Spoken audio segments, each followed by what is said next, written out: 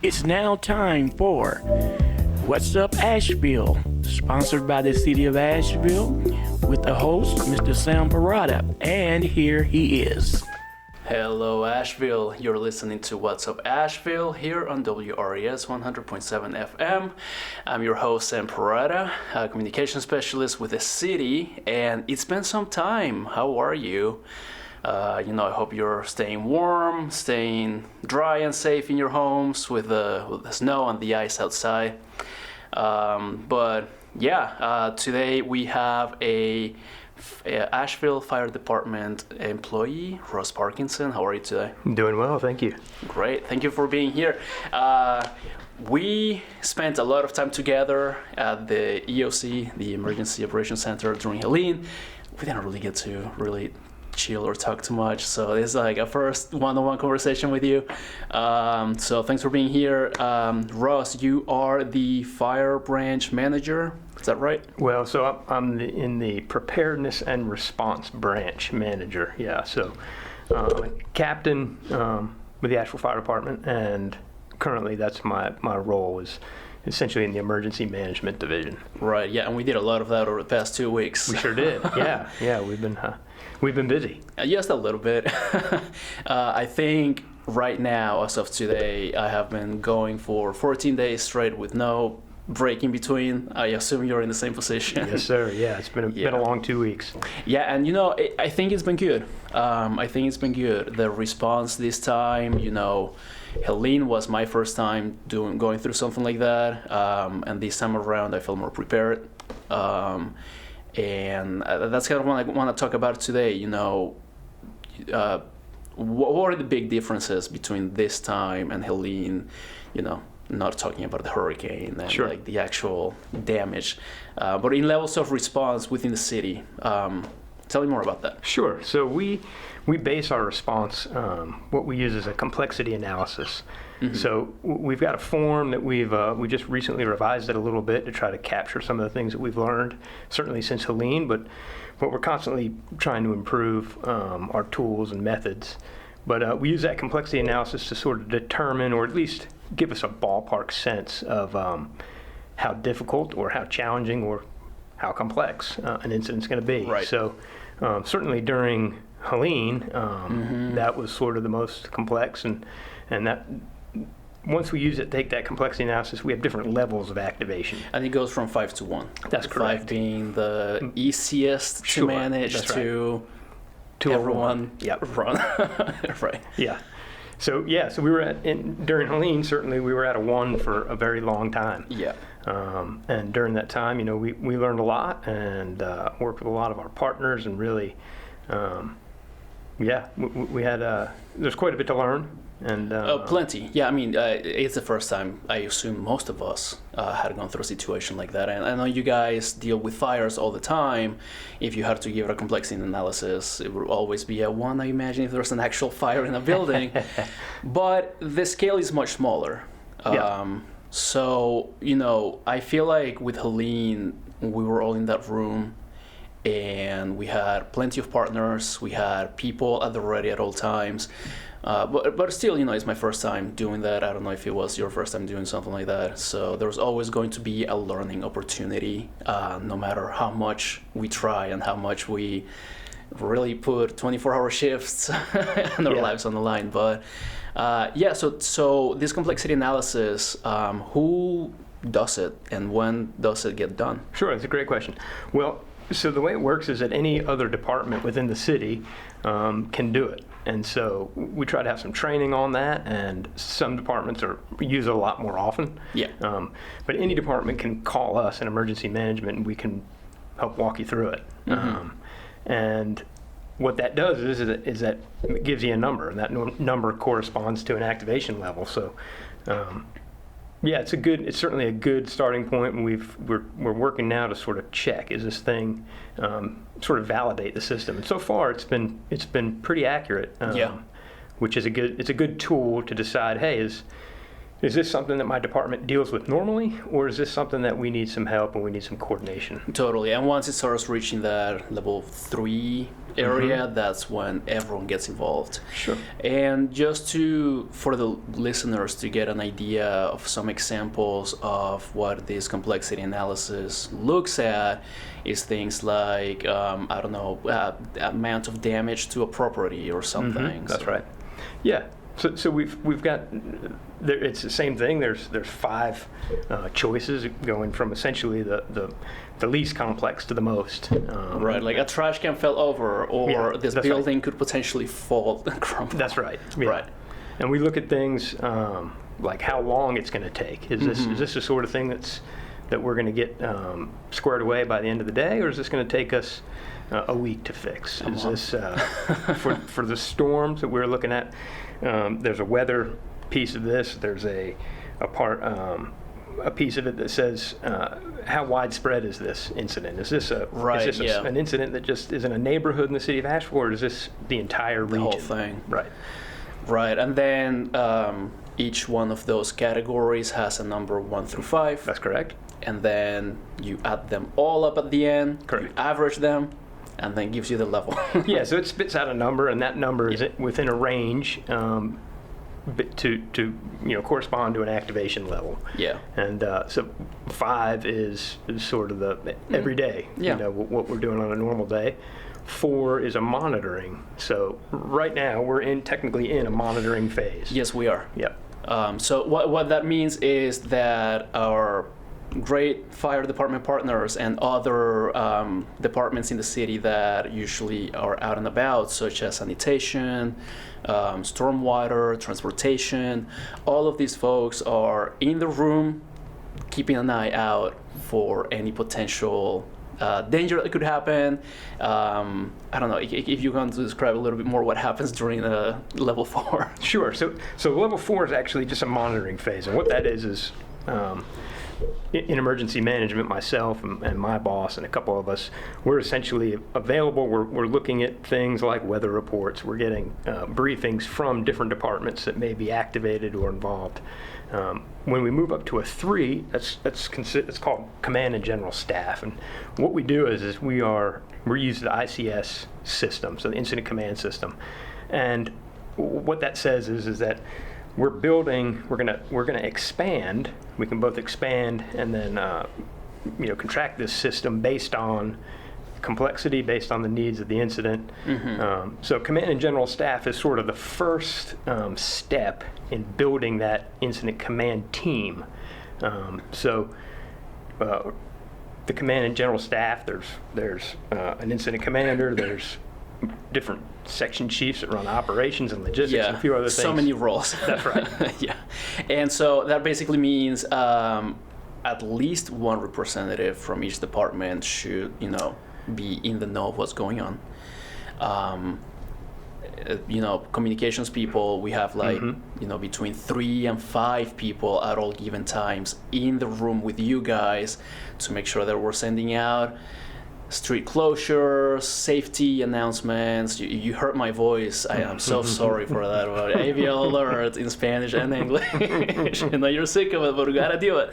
So all of that is taking place at the same time as fire is out and about, police is out and about, public works is trying to get the snow off the streets. If there was not a single person who manages all of that, it would be chaos. Yeah. So really good work. I think this time around, I love those morning debriefing meetings. They just go like that. Yeah. Like, get it done. Yeah. Tell me what's going on. We'll go do it.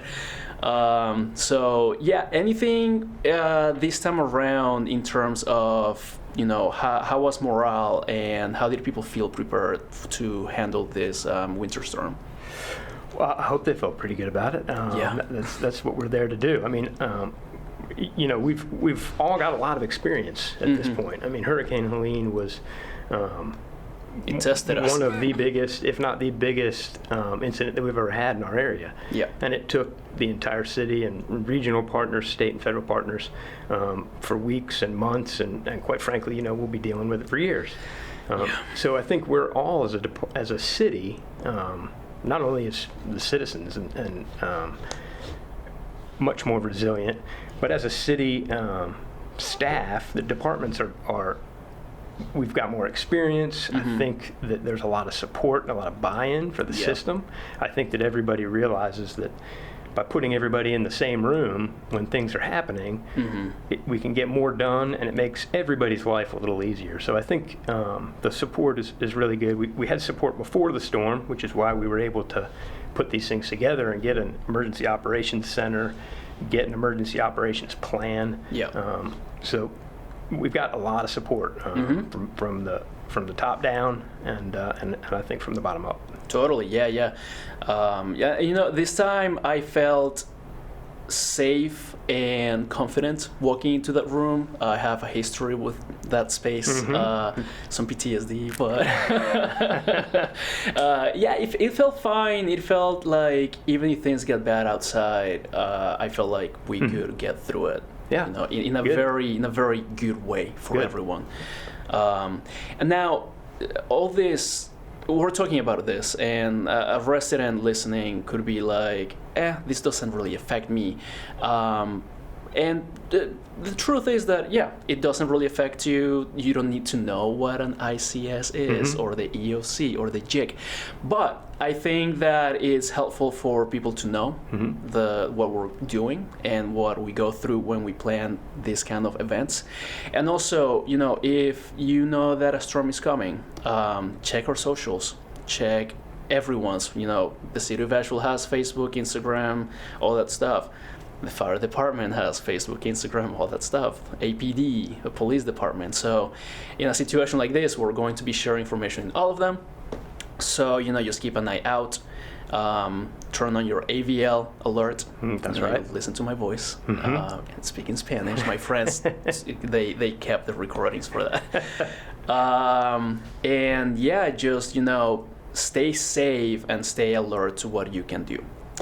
Now, for this storm, what was the most difficult part of it? I would imagine it's the ice, but you tell me. Sure. Yeah. It's definitely, anytime you've got a weather event, we can do our best to predict what's going to happen, but obviously that's going to be the biggest challenge. 2 weekends ago, the forecasts were, there was some wide range of forecasts, right? So 6 to 9 inches of snow. Right. And we didn't get any. We didn't get anything, sure. And that's tough because we don't want to give people the wrong information. Totally. But we want to give people the most accurate information we have. We certainly don't want to withhold information that can be helpful for people to manage their lives. I mean, that's what we're trying to do here, is help people make informed decisions. That's why your role in the JIC is so important. You recognize that that information, somebody's going to use that. Maybe not everybody, but somebody's going to use that information. Hopefully, drape your pipes. Yep, that's right. Even the simple stuff like that, I had forgotten to do that until I'm like, oh wait, I'm literally sending this message out. Let me go ahead and turn my faucets on. But and with weather too, it's again really hard because we're talking 6 to 9 inches of snow, and then you look outside and it's raining, and it's like, well, people can't see that it's rain. It's one of those, like, you can never confirm that the weather is going to do what you want it to do. That's right. Resources-wise, things like salt. Yeah. That's not an infinite resource that we have. No, you're absolutely right. And of course, with the first storm that we had, Winter Storm Fern, we were sort of on a little island. Asheville's got some really challenging weather. So we've got some amazing partners at the National Weather Service in Greenville, Spartanburg, who really go above and beyond to give us the right information and use the right language to really help us craft what our plan's going to look like. But even though that storm didn't affect us here quite as bad as we thought it would, thankfully, the whole area still got some significant weather effects. So salt, sure, treating the roads is in demand right now. So yes, so there's challenges with getting salt and stuff like that. Fortunately, our public works partners are the best in the business, and they are going to work. They've been working 24/7 since Friday evening, really just doing amazing stuff. We've got our fleet management department has been working 24/7 to keep those trucks on the road, keep them thawed out, keep them running, and they're doing some amazing work. So yeah, they've got challenges with supply issues, but they're just staying at it and doing great work. Yeah, but even the supply issue is not all of it, because if the road is frozen and the truck can't make it through, then I hate to say it, but sorry, we can't make it, and we cannot clear your streets, and that sucks. But hopefully the sun comes out, and this recording will play for 2 weeks, so hopefully we get some nice weather when people are listening to it. But if you listen to it like today, when Wednesday, when this goes out, if your street hasn't been fully done yet, then there is a reason why. Well, that's right. And one thing that's important for people to know, and from doing the messaging, we can all work as a community to make their lives easier by getting your cars off the roads if you can, and get them into a driveway. And that way, they've got big trucks and big plows, and certainly that's a challenge for them, is working around cars we've got some narrow streets.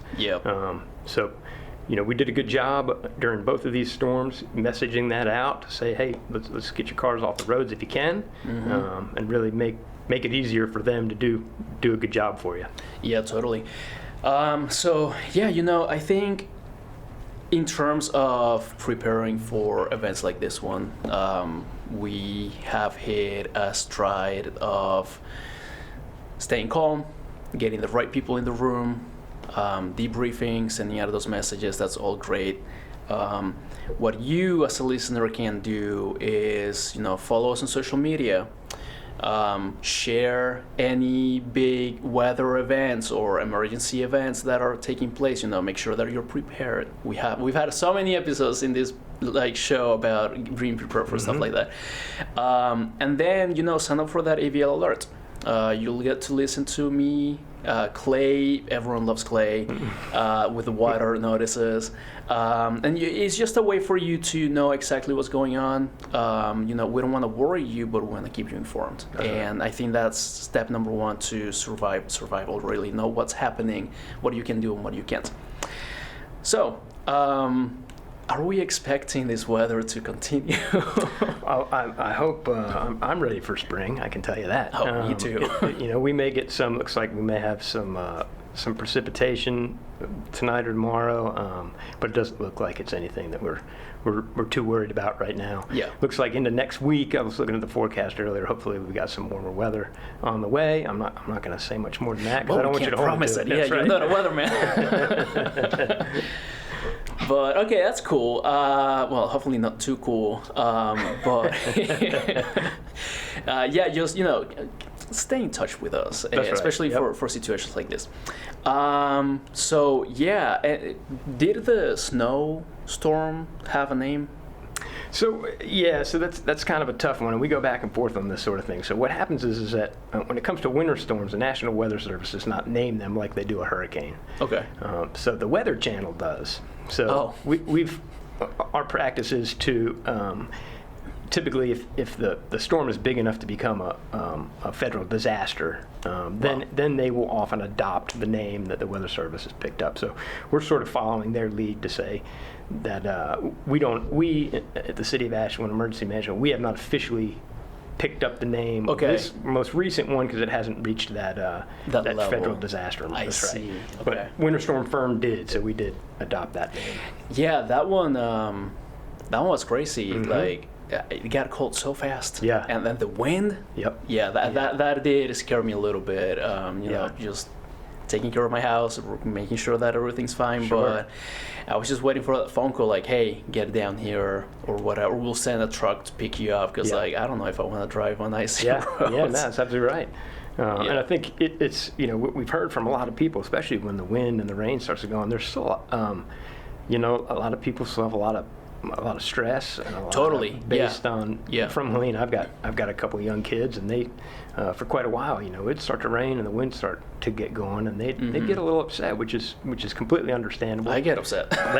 It's but I think we've got a very resilient community, and that's certainly one of the biggest takeaways from Tropical Storm Helene was the strength and resilience of our communities. And so one of the things that we really want to say is yes, we want you to sign up for AVL alerts, and we want to be able to get our messaging to you in all the different ways that we can on social media, on TV. Radio was a huge one during Tropical Storm Helene, and we want you to take care of your neighbors. We've got a good, robust emergency services here in the city, but we can't knock on every door, and we can't check on everybody. So, which was what that's what happened during Helene. We had neighbors really step up to take care of each other, and it's really it's comforting to know that we're in.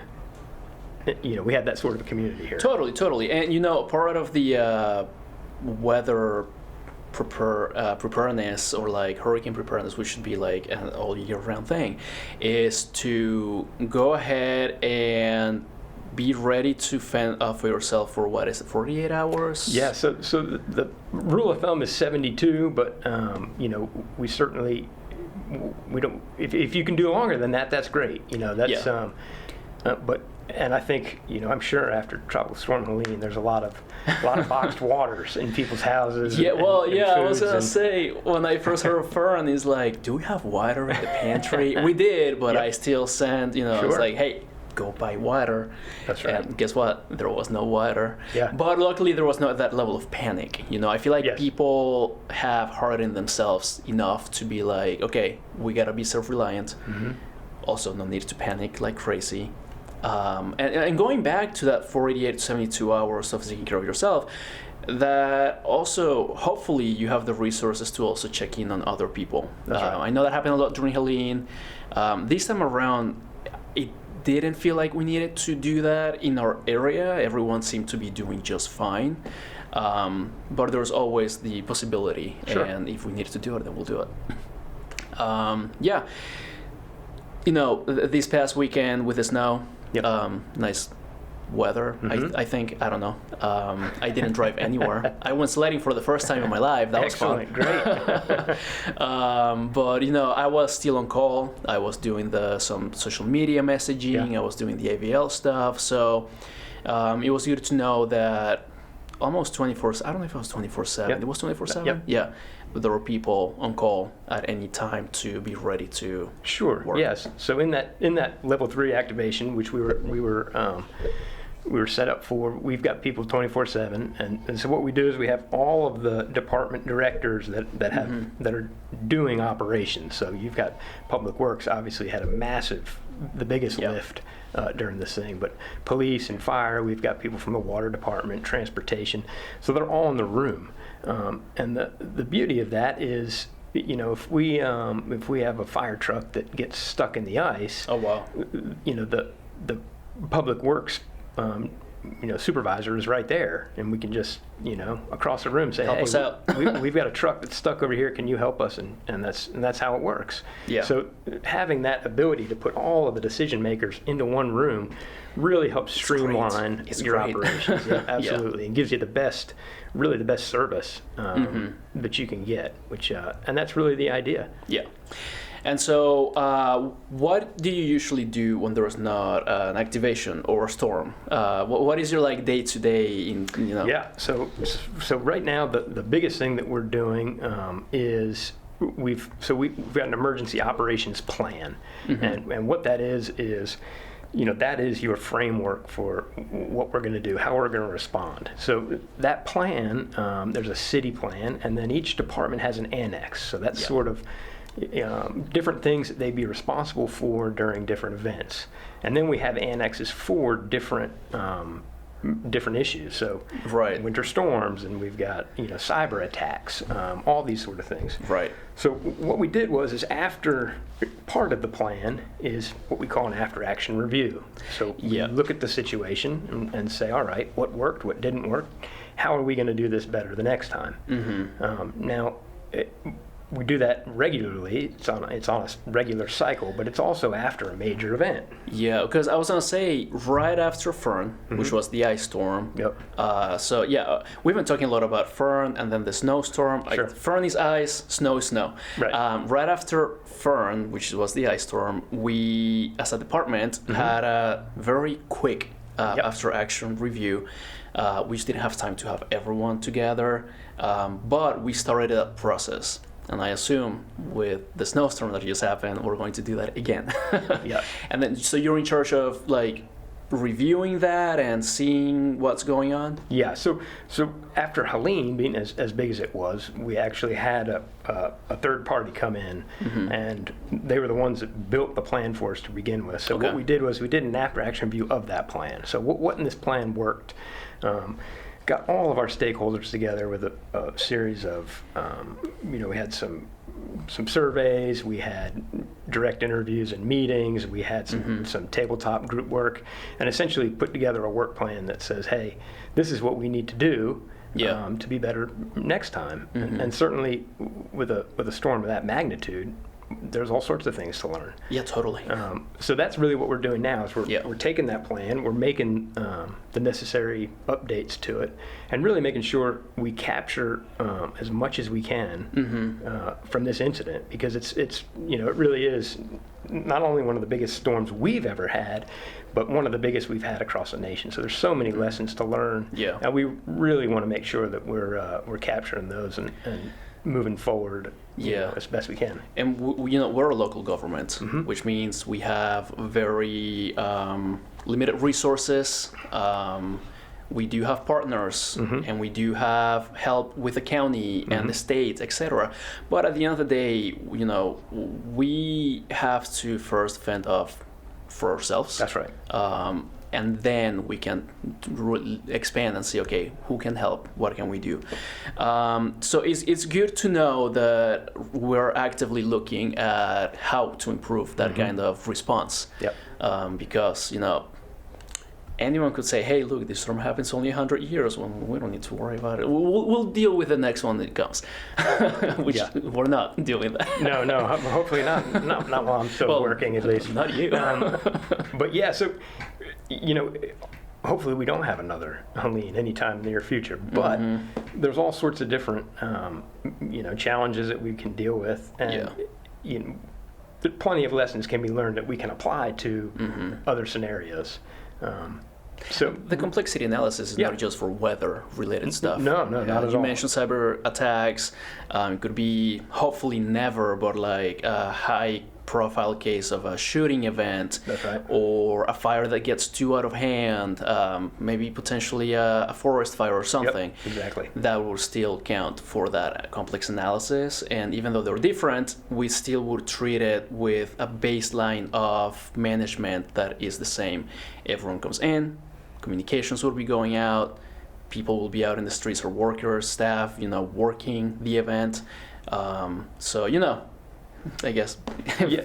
Yeah. So it's, really in my job as emergency management, it's all about coordination. So if you've got we could have one department that has something that they say, hey, this thing's a little out of the ordinary for us. It's a little beyond what we feel comfortable with. Hey, Ross, here you go.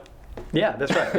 They'll fill out that complexity analysis, and maybe it says, yeah, we need some help. And that's what we're there to do, is to help to coordinate resources, whether it's within the city or outside the city, with, private partners with the county, with the state, whatever that is. Yeah. Part of me is a little sad that I wasn't at the EOC during both storms, full time, because that's where you build stories and whatnot. But at the same time, I'm happy that I was warm in my home. You're always welcome. Well, come on. I don't know about that.